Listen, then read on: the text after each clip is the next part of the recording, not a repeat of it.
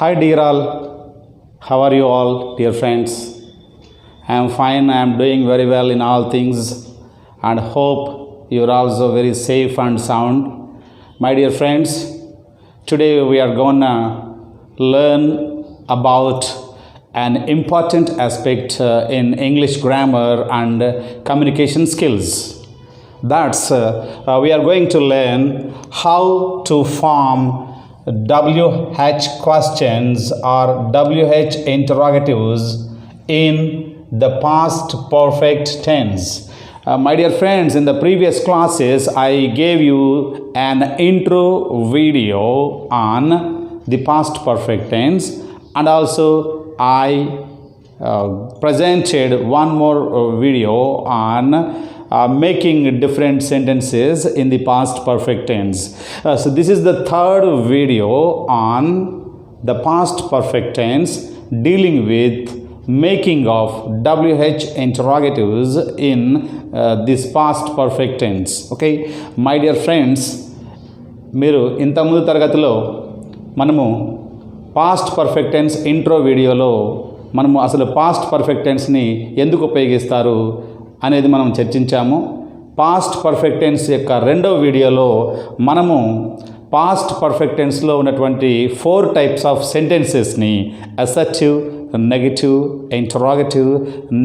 Interrogative అని వాటిని ఎలా తయారు చేస్తారు, సెంటెన్స్ ఫార్మేషన్ ఎలా ఉంటుంది ఆ పాస్ట్ పర్ఫెక్ట్ టెన్స్లో మనం చూసాము.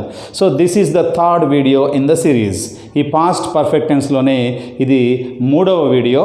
మనము ఈ వీడియో లెసన్లో మనం ఏం నేర్చుకుంటామంటే, మనము పాస్ట్ పర్ఫెక్ట్ టెన్స్లో ఏ విధంగా WH క్వశ్చన్స్ అడగాలి అనే దాన్ని సింపుల్గా చాలా క్లుప్తంగా చూద్దాము. Okay, right dear friends, you know very well that WH interrogatives are very crucial, very important in seeking information from others. So these are important in your communication because you can get some information from others by making these WH interrogatives in your language. So most of the Indians learn how to make sentences grammatically correct, but we can't make questions grammatically correct in our language. That's the problem. So if you learn on how to make WH interrogatives thoroughly, you can build grammatically correct WH interrogatives. Okay, చాలా మంది మిత్రులారా, మనము మాట్లాడేటప్పుడు ఇంగ్లీష్లో మాట్లాడేటప్పుడు మన కొలోక్వియల్ ఇంగ్లీష్లో ఎవరైనా సమాధానం మన చెప్పేటప్పుడు మనం వాళ్ళకి బాగానే చెప్తాము. అంటే వాళ్ళు ప్రశ్న అడిగినప్పుడు మనము మన యొక్క భావ వ్యక్తీకరణని స్పష్టంగానే తప్పులు లేకుండానే మనం చెప్తాము ఇంగ్లీష్లో. కానీ ప్రశ్నలు అడగాలంటేనే మన వాళ్ళు చాలా ఫోబియక్గా, చాలా భయంగా ఫీల్ అవుతూ ఉంటారనమాట. ఎందుకంటే అసలు how to build a question in a particular structure, అంటే ఒక సందర్భంలో ఒక గ్రామాటికల్ స్ట్రక్చర్ను ఉపయోగించి ఆ WH క్వశ్చన్ ఎట్ట చేయాలో, ఎట్ట నిర్మించాలో మన వాళ్ళకి చాలామందికి తెలియదు. కాబట్టి నేను ప్రతి టెన్స్లో కూడా WH క్వశ్చన్స్ని ఎలా తయారు చేయాలో చెప్పాను. వాటన్నిటిని ఫాలో అవ్వాల్సిందిగా మిమ్మల్ని రిక్వెస్ట్ చేస్తున్నాను. Okay dear friends, you know very well that so the general structure of this past perfect tense, you know well, had plus verb 3. Had plus verb 3 is the general verb form used in this past perfect tense. Okay, so the past perfect tense లో మనము ఈ WH questions చేసేటప్పుడు first of all you have to use the WH interrogative. ఈ WH interrogative use చేసిన తర్వాత then you have to use an auxiliary verb or helping verb. ఆ తర్వాత why, what, where, when అనేటువంటి ఈ WH ఇంటరాగేటివ్ వాడిన తర్వాత ఒక హెల్పింగ్ వర్బ్ లేదా ఆక్సిలరీ వర్బ్, దీన్ని తెలుగులో మనము సహాయక క్రియ అంటాము. ఇది వాడిన తర్వాత సబ్జెక్ట్, ఆ పర్సన్ ఎవరైతే ఉన్నారో వాళ్ళ గురించి మెన్షన్ చేసిన తర్వాత మెయిన్ వర్బ్ అంటే ఈట్, గో, కమ్, ఆస్క్, ఇటువంటి మెయిన్ వర్బ్స్ని మనం ఇక్కడ యూజ్ చేయాల్సిన అవసరం ఉంది. Okay right. ఇది general structure of the WH questions in the past perfect tense. Past perfect టెన్స్లో మనం క్వశ్చన్స్ అడగాలంటే ఈ స్ట్రక్చర్ని యూజ్ చేయాలి. సో ముందుగా మనము ఒక యాక్షన్ వర్బ్ తీసుకుందాము. అంటే this action verb indicates an activity, an event. అంటే పాస్ట్ పర్ఫెక్ట్ టెన్స్లో జరిగినటువంటి ఒక సంఘటన గురించి మనం ముందు తీసుకుందాము. Okay right. So I had written a letter before he arrived. అతను రాకముందే నేను ఆల్రెడీ ఒక ఉత్తరం రాశాను. So you know that the past perfect tense describes an earlier action in the past.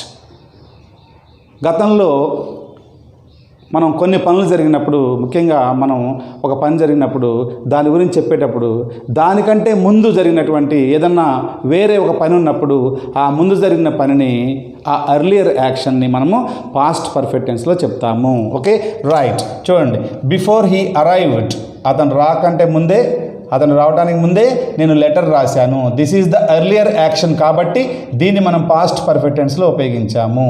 ఇప్పుడు ఈ పాస్ట్ పర్ఫెక్ట్ టెన్స్లో ఉన్నటువంటి సెంటెన్స్ మీద మాత్రమే మనం WH క్వశ్చన్స్ అడగాలి. Okay that's very important.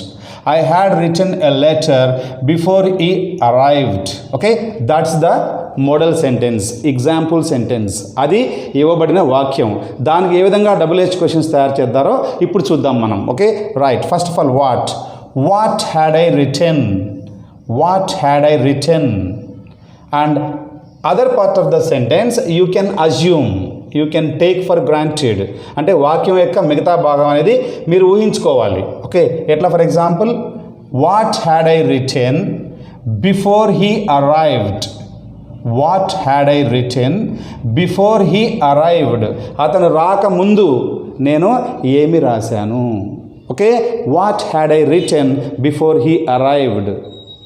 I had written A letter before he arrived. అతను రావడానికంటే ముందు నేను ఒక ఉత్తరం రాశాను. Next one, which letter had I written. Which letter had I written. నేను ఏ ఉత్తరం రాశాను.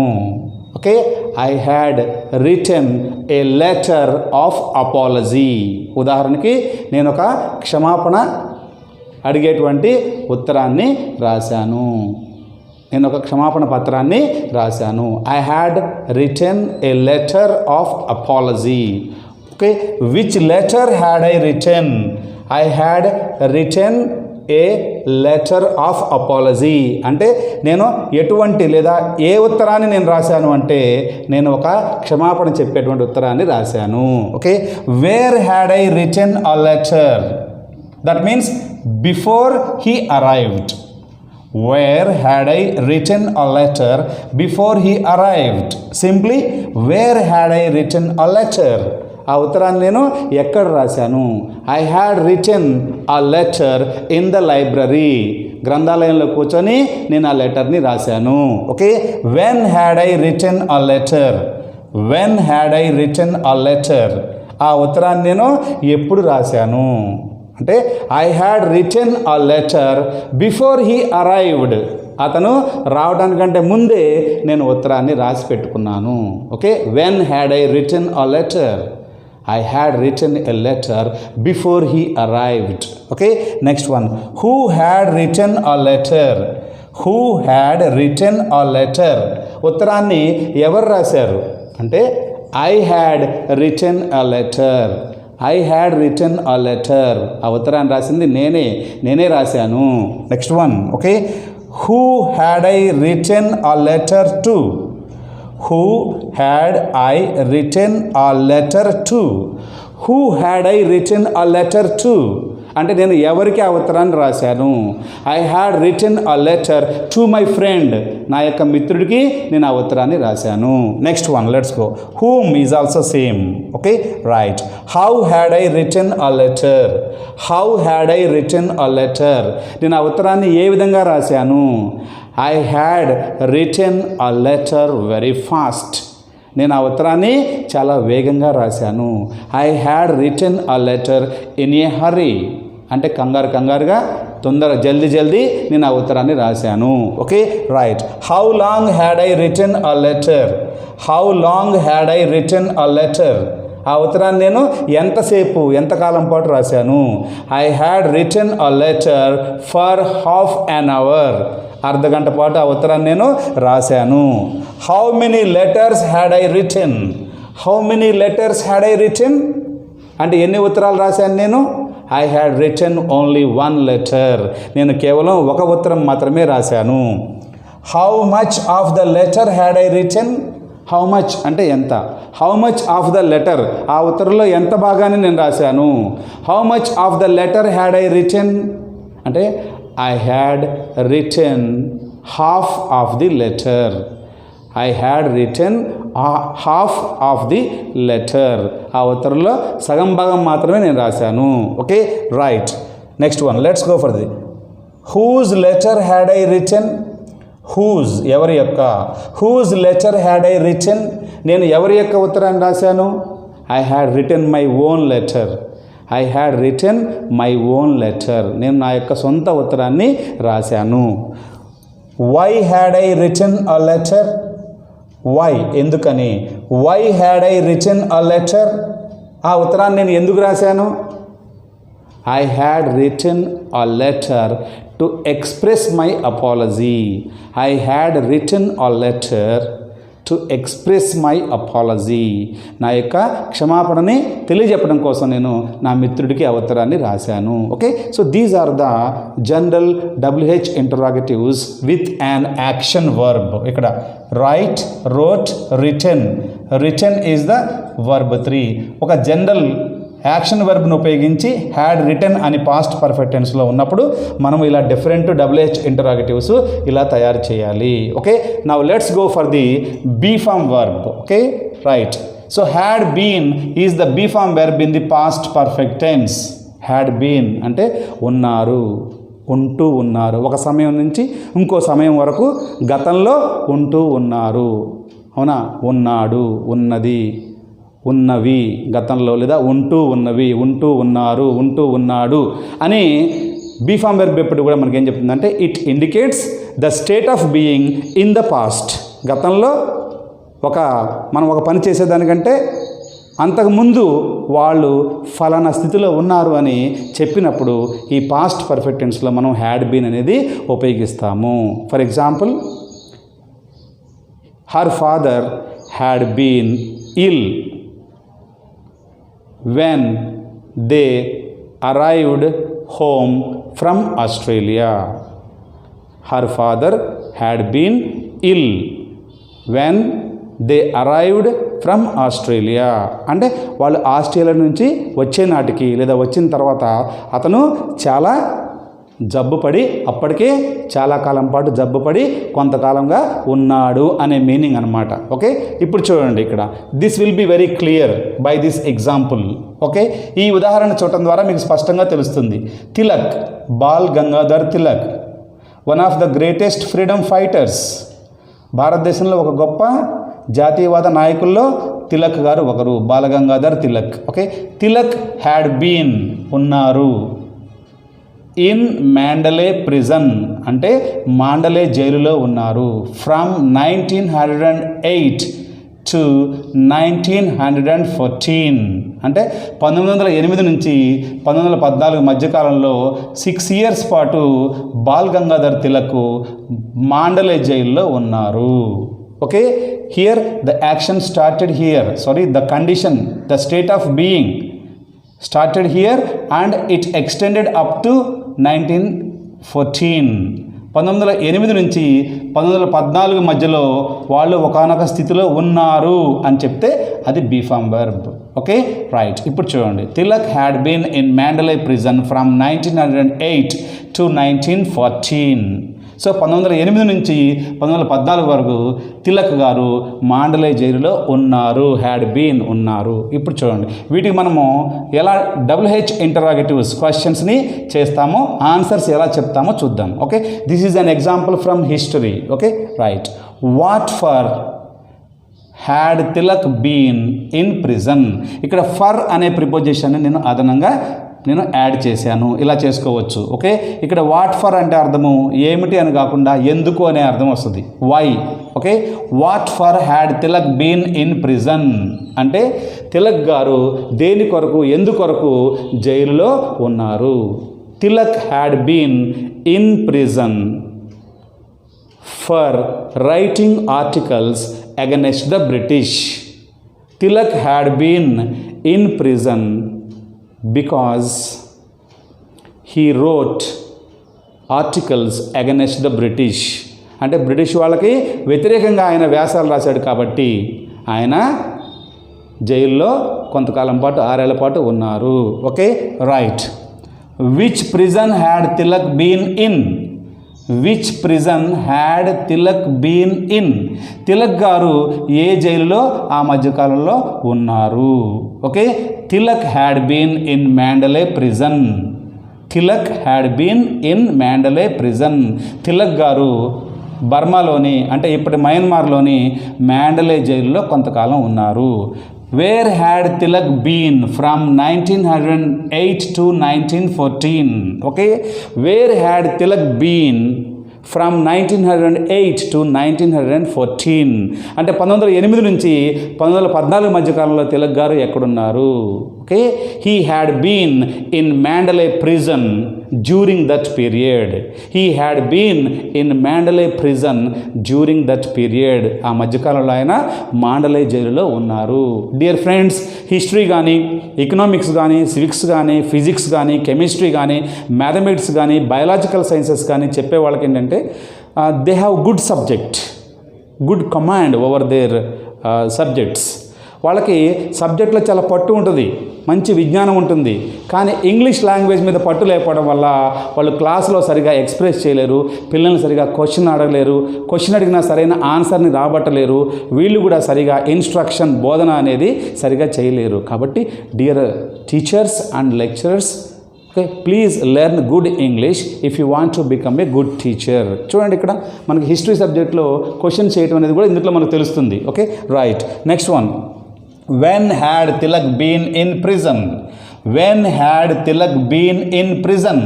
తిలక్ గారు ఎప్పుడు మాండలే జైల్లో ఉన్నారు? Okay, Tilak had been in prison from 1908 to 1914. Okay, again, okay, I will say it again. When had Tilak been in prison? Tilak had been in prison from 1908 to 1914. అంటే 1908 నుంచి 1914 మధ్యకాలంలో తిలక్ గారు జైల్లో ఉన్నారు. Why had Tilak been in prison? Why had Tilak been in prison? Tilak గారు ఎందుకు జైల్లో ఉన్నారు అంటే he had been in prison. He had been in prison because he wrote articles against the British. British వాళ్ళకి వ్యతిరేకంగా ఆయన వ్యాసాలు రాశాడు కాబట్టి ఆయన ఆ మధ్యకాలంలో బర్మాలో జైల్లో ఉంచారు. Okay, right. Next one, who had been in Mandalay prison? Who had been in Mandalay prison? Mandalay జైల్లో ఎవరు ఉన్నారు ఆ మధ్యకాలంలో? Okay, Tilak had been in Mandalay prison. Tilak had been in Mandalay prison. Tilak గారు మాండలే జైలులో ఉన్నారు. Next one, who had Tilak been in prison with? ఇక్కడ whom అనేది ఉపయోగించుకోవచ్చు. హూ అంటే ఎవరితో ఉన్నారు జైల్లో. ఇక్కడ విత్ అనేటువంటి ప్రిపోజిషన్ని మనం ఉపయోగించాము. Usually prepositions are placed at the end of interrogatives which begin with who or whom.